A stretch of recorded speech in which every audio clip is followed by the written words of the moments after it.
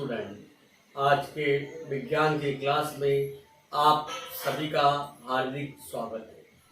बच्चों, आज हम विज्ञान का 7वां पाठ पोषण और आहार, इस पाठ का अध्ययन करेंगे। बच्चों, पोषण क्या होता है और आहार क्या होता है, इसकी जानकारी आज के पाठ में हम लेंगे। पहले हम देखते हैं पोषण किसे कहते हैं। आइए, पोषण की परिभाषा देखिए। सजीवों द्वारा भोजन तथा पानी ग्रहण करके उनका ऊर्जा, वृद्धि तथा शरीर की अन्य क्रियाओं के लिए उपयोग करने की प्रक्रिया को पोषण कहते हैं और इस कामों के लिए उपयोगी खाद्य घटकों को पोषक तत्व कहते हैं। तो बच्चों, आप सभी जानते हैं कि हमें हमारे शरीर के लिए, ऊर्जा के लिए, वृद्धि के लिए, विकास के लिए एवं शरीर की अन्य क्रियाओं के लिए हमें आहार की आवश्यकता होती है। तो हमारा आहार कैसा होना चाहिए, उसके बारे में हमें जानना है। तो आइए, पोषक तत्व और खाद्य पदार्थों के बारे में जानकारी प्राप्त करना है। पोषक तत्व किस प्रकार के होना चाहिए? पोषक तत्व हमारा ऐसा होना चाहिए कि जिसमें हमें कार्बोज मिले, क्योंकि कार्बोज से हमें ऊर्जा प्राप्त होती है। तो हमारा पोषक तत्व ऊर्जादायी पोषक तत्व हो, कार्बोज। उसके बाद हमें वसायुक्त पदार्थों की जानकारी प्राप्त करना है, प्रथिन की जानकारी प्राप्त करना है, खनिज तथा जीवन सत्व, इसकी हमें जानकारी प्राप्त करना है। तो बच्चों, इन सब का हम प्रत्येक का हम अध्ययन करेंगे आकृति के माध्यम से। उसके बाद जीवन सत्व के मुख्य 2 प्रकार, जल में मिले जीवन सत्व बी और सी, ये जल में मिले जीवन सत्व है। जीवन सत्व ए, डी, ई, के, ये जल में अविलेय घुलनशील जीवन सत्व है। तो हम आइए पहले पोषक तत्वों की जानकारी प्राप्त करते हैं। किन खाद्य पदार्थों को ग्रहण करने से हमें ऊर्जा प्राप्त होती है, कार्बोज मिलता है। आइए आकृति के माध्यम से इन सभी पोषक तत्वों का अध्ययन हम करते हैं। आइए कंप्यूटर में आइए, सर्वप्रथम हम ऊर्जादायी पोषक तत्व कार्बोज का अध्ययन करेंगे। किन अनाज को ग्रहण करने से हमें पोषक तत्व कार्बोज प्राप्त होता है?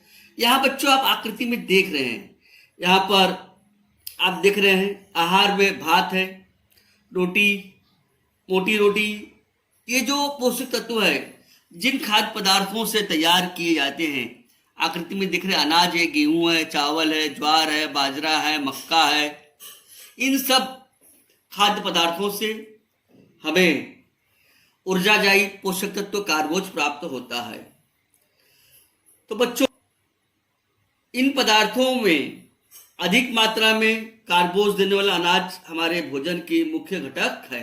तो बच्चों, इन सभी खाद्य पदार्थों का हमारे भोजन में, आहार में समावेश होना आवश्यक है। इनसे हमें कार्बोज प्राप्त होता है। तो बच्चों, हमें हमारे भोजन में रोटी जो प्रमुख है, चावल जो प्रमुख है, जिनसे हमें ऊर्जा प्राप्त होती है, कोंचा, मोटी रोटी जिसको कहते हैं, ये सब इन अनाजों से ही तैयार किए जाते हैं। मक्के की रोटी आप खाते हैं, ज्वार की रोटी खाते हैं, बाजरे की रोटी खाते हैं, ये सब जो रोटी जिससे बनती है, ये सब कार्बोज युक्त पदार्थ है। बच्चों, हमारे भोजन में कम से कम एक कार्बोज युक्त पदार्थ का समावेश होना आवश्यक है। हमें प्रतिदिन अपने भोजन में कार्बोज युक्त पदार्थों का ग्रहण करना चाहिए।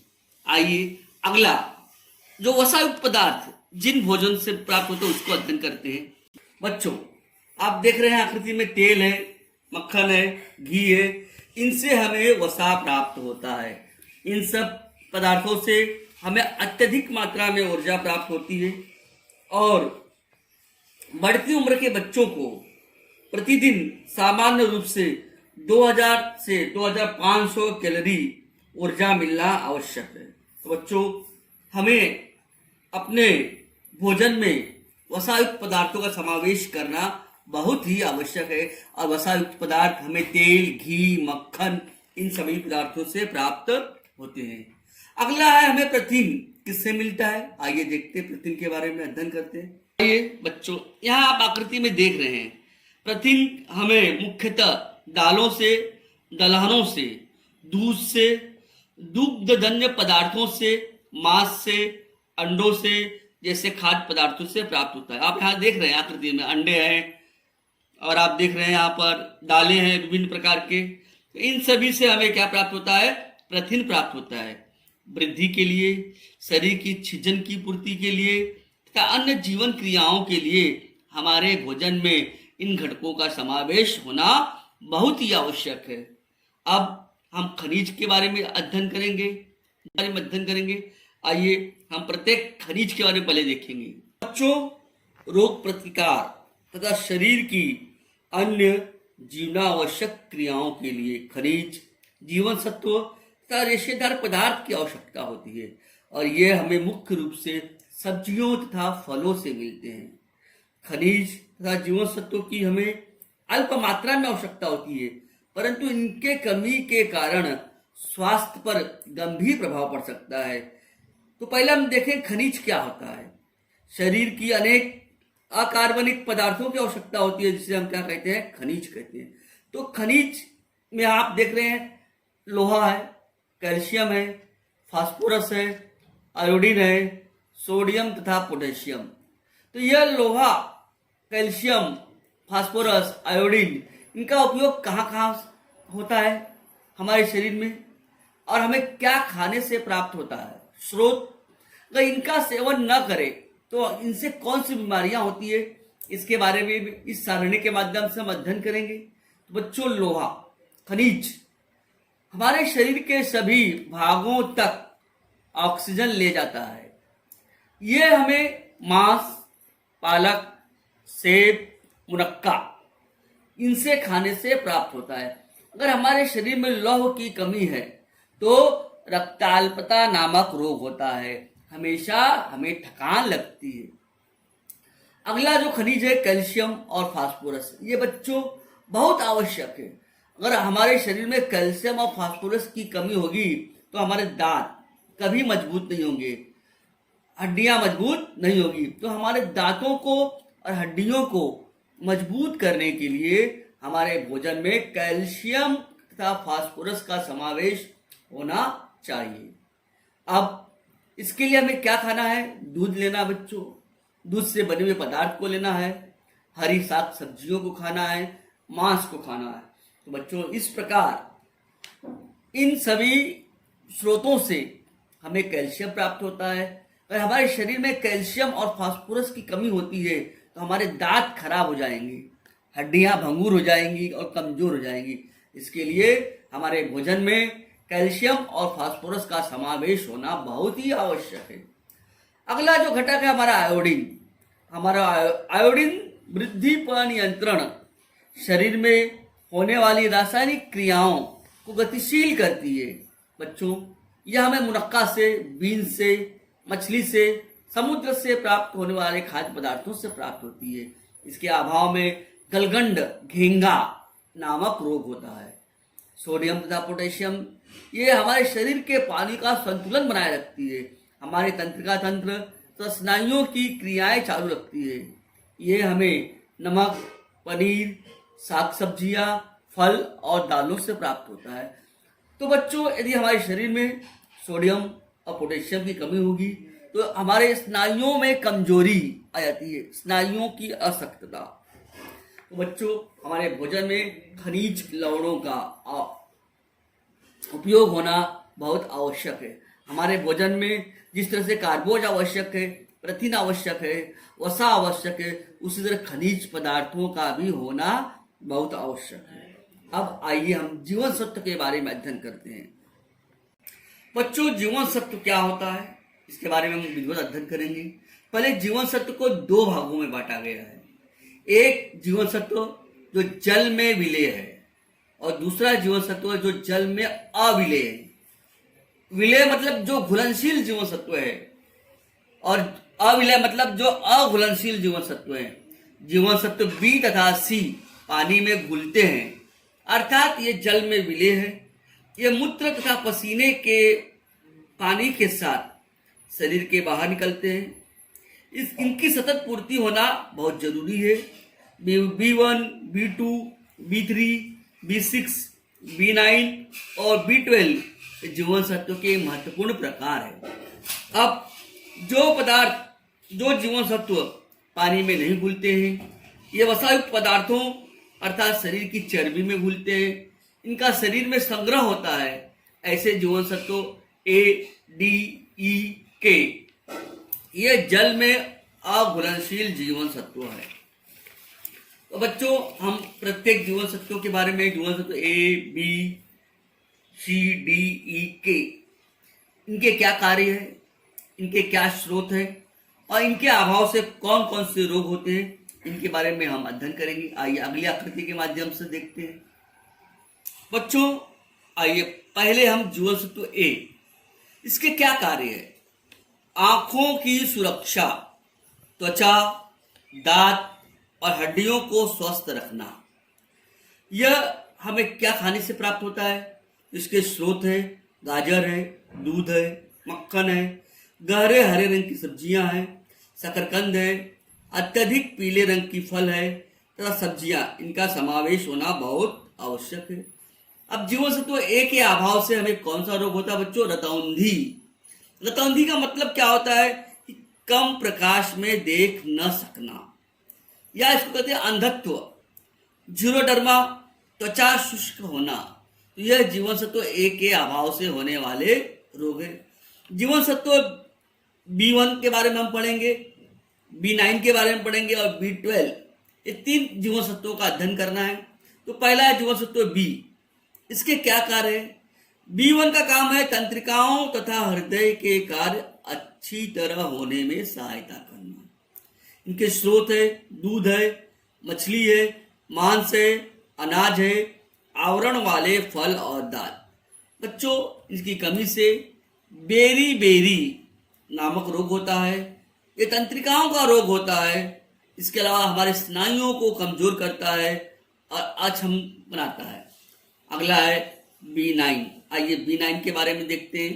B9 जो होता है, इसके कार्य क्या है? शरीर की वृद्धि। इसके लिए स्रोत हमारे हैं अत्यधिक हरी सब्जियां। हमारे भोजन में हरी सब्जियों का समावेश होना आवश्यक है। अगला है कीवी, पपीता। तो बच्चों, पपीता आप देख ही रहे हैं, कीवी भी देखते हैं। कीवी एक भरपूर शरीर की वृद्धि का एक भरपूर स्रोत है। कीवी हमारे भोजन में हमें लेना चाहिए। इससे क्या रोग होते हैं? वृद्धि अच्छी तरह न होना। अगर हमारे शरीर में B9 की कमी है तो हमारे शरीर की वृद्धि अच्छी तरह से नहीं होगी। तक्तालपता नामक रोग होगा, विस्मरण होगा, मतलब कि भूल जाएंगे हम, हलचल मंद गति से होना। तो बच्चों, हमारे शरीर में हमारे शरीर की वृद्धि के लिए B9 का घटकों का समावेश होना बहुत आवश्यक है। अब आइए B12। B12 का काम क्या है? लाल रक्त कण तैयार करना। अब ये किन से मिलता है? दूध से बने हुए पदार्थों से मिलता है, मांस से मिलता है। इसकी कमी से कौन सा रोग होता है? रक्ताल्पता होता है। अब आइए जीवन सत्व C के बारे में देखेंगे। बच्चों, जीवन सत्व C के बारे में देखें। क्या कार्य जीवन सत्व C के हमारे शरीर में? शरीर के ऊतकों की रक्षा, मसूड़े, दांत, हड्डी तथा त्वचा के लिए आवश्यक कोलेजन नामक प्रोटीन तैयार करने का काम जीवन सत्व C करता है। इसके लिए क्या लेना है? हमें आंवला खाना है, कीवी लेना है, संतरा लेना है या नींबू वर्गीय अन्य फल, मतलब कि हमें खट्टे फलों का समावेश करना बहुत जरूरी है। हमारे भोजन में खट्टे फल जिसे कहते हैं, हमें उससे जीवन सत्व C मिलता है। गोभी, टमाटर, हरी साग सब्जियों का समावेश होना आवश्यक है। जीवन सत्व सी के अभाव से स्कर्वी नामक रोग होता है। स्कर्वी का मतलब मसूड़ों से रक्तस्राव होना। हमारे जो मसूड़े हैं उनसे खून निकलते हैं, गल ग्रंथि में सूजन आती है, हमारे घाव शीघ्र नहीं भरते। अब आइए जीवन सत्व डी के बारे में देखते हैं। दांत तथा हड्डी को स्वस्थ रखने के लिए भोजन में पर्याप्त कैल्शियम तथा फास्फोरस का अवशोषण करना। जीवन सत्व डी का स्रोत है सूर्य प्रकाश, दूध, मछली, अंडे, मक्खन, इनसे हमें जीवन सत्व डी मिलता है। तो बच्चों, जीवन सत्व डी के अभाव से सुखंडी नामक रोग होता है। सुखंडी का मतलब हमारी हड्डियां मुलायम हो जाती है और दर्द होता है, हड्डियों में, घुटनों में दर्द होता है। अब जीवन सत्व ई के बारे में देखिए। जीवन सत्व ई से ये क्या कार्य है? कोशिकाओं में चयापचय की क्रिया सुचारू रूप से होना, पुनरुत्पादन और स्नायु को सक्षम बनाए रखना। इसके लिए स्रोत है अंकुरित अनाज, हरी साग सब्जियां, कोमल पल्लव, वनस्पति जन्य तेल। अब इसके अभाव से कौन कौन से रोग होते हैं? स्नायु में कमजोरी आती है, संतान उत्पत्ति में कठिनाई आती है। तो बच्चों, संतान उत्पत्ति में कठिनाई ना आए, इसके लिए हमें जीवन सत्व ई का भोजन का समावेश होना आवश्यक है। और त्वचा के रोग होते हैं। अब अंतिम जो जीवन सत्व के कार्य क्या है? रक्त के जमने में सहायता मिलती है। हमारा रक्त का थक्का जमने के लिए भोजन में जीवन सत्व के का समावेश होना आवश्यक है। ये हमें हरी साग सब्जियां, पत्ता गोभी, अंकुरित अनाज, अंडों का पीला भाग, इनसे प्राप्त होता है। इसकी कमी से क्या रोग होते हैं? चोट लगने पर अधिक रक्तस्राव होता है।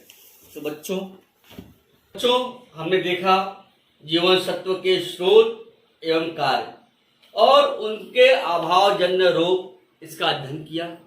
तो बच्चों, पोषण और आहार इस टॉपिक के अंतर्गत आज हमने कार्बोज, प्रथिन, वसा, जीवन सत्व और खनिज लवणों का अध्ययन किया। शेष पानी और संतुलित आहार, इसका अध्ययन हम अगले क्लास में करेंगे। आज का क्लास बच्चों हम यही समाप्त करते हैं।